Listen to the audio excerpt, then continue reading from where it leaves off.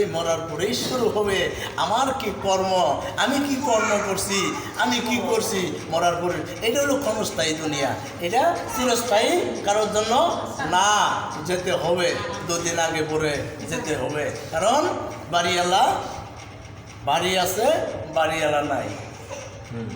বাড়িওয়ালা নাই রে, বাড়ি নাই রে দুনিয়াতে, বাড়িওয়ালা নাই রে, বাড়ি নাই রে দুনিয়াতে। হ্যাঁ, টাকা পয়সা মিল ফ্যাক্টরি, টাকারও বাহার, বিলাসুতায় কেটেছে তোমার কত যে অহংকার।